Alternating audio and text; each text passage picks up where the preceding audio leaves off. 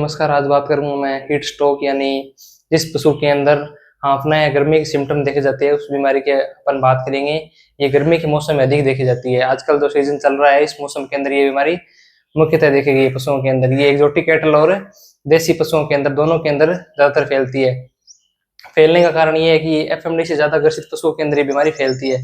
तो बात करता हूँ मैं हीट स्ट्रोक की। हीट स्ट्रोक के अंदर पशु हांफता है, जोर जोर से सांस लेता है।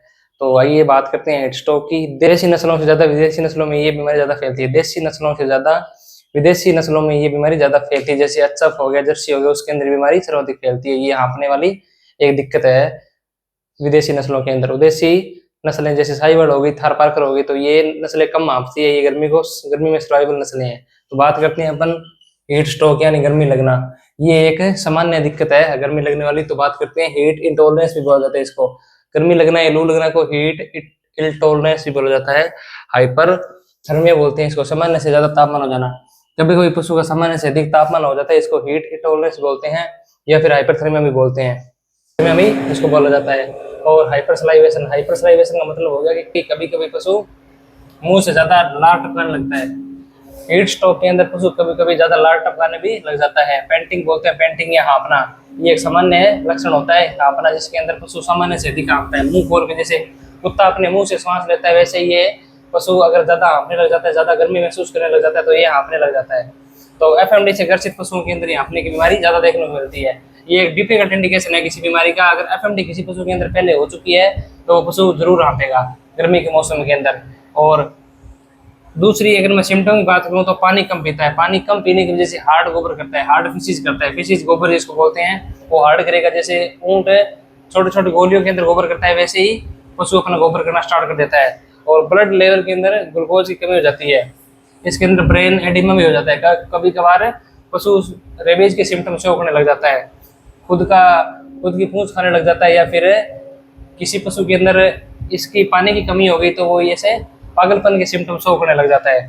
और लेटरल रिकमेंसी का मतलब हो गया कि पशु अगर पानी नहीं मिलता है या फिर चारे पानी पर्याप्त नहीं मिल पाता तो वह बैठ भी चला जाता है। इसको लिटरल रिकमेंसी बोलते हैं। पशु बैठ भी जाता है, कभी कभार खड़ा नहीं हो पाता गर्मी के मौसम के अंदर।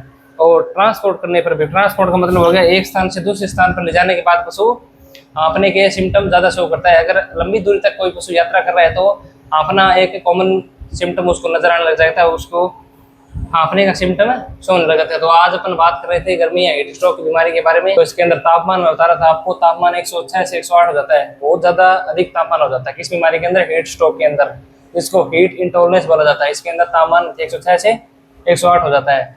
और हाइपरकीटोसिस का मतलब हो गया लंबे लंबे बाल हो जाते हैं। अगर एफएमडी होने के बाद पशु के अंदर हीट स्ट्रोक के केस आ रहे हैं तो उसके अंदर लंबे लंबे बाल हो जाता है, ये एक क्लियर इंडिकेशन होता है। और इसकी अगर मैं ट्रीटमेंट की बात करूं तो 50 लीटर ठंडा पानी गर्दन, सिर और पैर पर डालना होता है। अगर तापमान को या टेम्परेचर को कम करना है, अगर टेम्परेचर को कम करना है 106 से 108 या 101 नॉर्मल टेम्परेचर पे लेके आना है, फारेनहाइट पे लेके आना है, तो गर्दन, सिर और पैर पर पानी डालना है। और अगर पास के अंदर तालाब है तो पोंड के अंदर नहला भी सकते हैं, नदी नाले या तालाब के अंदर आप नहला भी सकते हैं।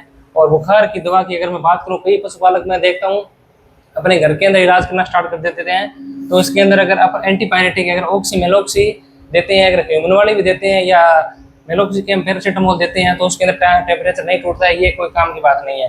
तो बात करूं मैं आयोडीन या विटामिन ई इंजेक्शन और आयोडीन के आईफरच नाम से आता है वेटनरी के अंदर। इसको सबकट रूट से लगाते हैं 10 ml और रिपीट करते हैं 24 घंटे बाद के अंदर। 24 घंटे बाद के अंदर आईफरच इंजेक्शन जो आता है, मैं बता रहा हूँ स्क्रीन पर आपको दिख रहा है, विटामिन ई और आयोडीन का इंजेक्शन, जिसके अंदर TSH होता है, थायराइड स्टिमुलेटिंग हार्मोन। इसकी देने के बाद इसको कम कर देता है, जिसके कारण टेम्परेचर कम हो जाता है। और बात करूं मैं थायरोक्सिन इंजेक्शन, जो ह्यूमन के अंदर होता है थायरोक्सिन, उसके अंदर इस इंजेक्शन को गर्मी के मौसम के अंदर पशुओं में अगर लगा सकते हैं अगर टेम्परेचर ज्यादा है तो।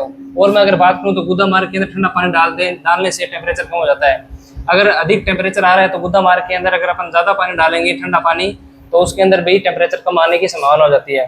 और अगर बार बार टेम्परेचर ऊपर नीचे हो रहा है, कभी ज्यादा और कभी कम हो रहा है, इंजेक्शन से नहीं काम चल रहा है, तो आप ओरल इंटालाइट या इलेक्ट्रोलाइट बोलते हैं, जो इंटास कंपनी का आता है, वो आप सुबह शाम दे सकते हैं। हाई टेम्परेचर जो कम टेम्परेचर के अंदर लेने के लिए कारगर है। और क्रोमियम मिनरल मिक्सचर, जिस मिनरल मिक्सचर के अंदर या फिर फीड सप्लीमेंट के अंदर क्रोमियम है, तो उसको देने से भी पशु के अंदर काफी अच्छा इफेक्ट देखने को मिलता है। फ्लूइड थेरेपी भी करते हैं। अगर सामान्य टेम्परेचर आ गया किसी पशु का, अगर आपको लग रहा है कि ये ज्यादा ही दिक्कत है या फिर डिहाइड्रेशन हो गया पशु का, तो आप इसको 10 लीटर अन्न नॉर्मल सलाइन दे सकते हैं बॉडी टेम्परेचर के हिसाब से। अगर टेम्परेचर अगर सामान्य है तभी अपन को फ्लूइड थेरेपी करनी है, अन्यथा नहीं करनी है। और अगर मैं बात करूं नमक की, तो आप सुबह शाम सोडियम क्लोराइड और पोटेशियम क्लोराइड युक्त नमक, जो टाटा का नमक आता है एक सीधा आता है और एक टाटा लाइट आता है, उसके अंदर सोडियम क्लोराइड होता है एक के अंदर पोटेशियम क्लोराइड होता है, तो दोनों को मिक्स करके आप 20-20 या 100 ग्राम 50 ग्राम सुबह 50 ग्राम शाम को दे सकते हैं। और बेलगिरी भी आप देख सकते हैं। और अगर 50 ग्राम मिश्री और 50 ग्राम सौंफ सुबह शाम देंगे पीस के अंदर, तो उसके अंदर भी अपन को अच्छा रिजल्ट मिलता है। तो आज मैंने बात करी थी हीट स्ट्रोक यानी हीट इटोनेस की, जो पशुओं के अंदर अभी इस मौसम के अंदर खास से देखने को मिल रही है। ये मार्च से लेकर अगस्त तक देखने को मिलती है, उसके बाद के अंदर कम हो जाती है। सुबह सुबह पशु चरता है तो आप उसको अच्छा फीड ऑफर कर सकते हैं, और दोपहर के अंदर नहीं चरता तो आप उसको अच्छा पानी पीने के लिए दे सकते हैं। पानी के अंदर इलेक्ट्रोलाइट या फिर नमक आप घोल के दे सकते हैं, जिससे बॉडी का तापमान सामान्य रहता है। और शाम को अगर पशु जैसे ही टेम्परेचर कम होगा तो अपने आप चलना स्टार्ट कर देता है। 5-7 दिन अगर आप लगातार करते हैं तो आपका पशु हीट के सिम्टम शो नहीं करेगा और अच्छे से चलना स्टार्ट कर देगा। तो धन्यवाद साथियों, मेरे चैनल को लाइक शेयर सब्सक्राइब अवश्य करें। धन्यवाद।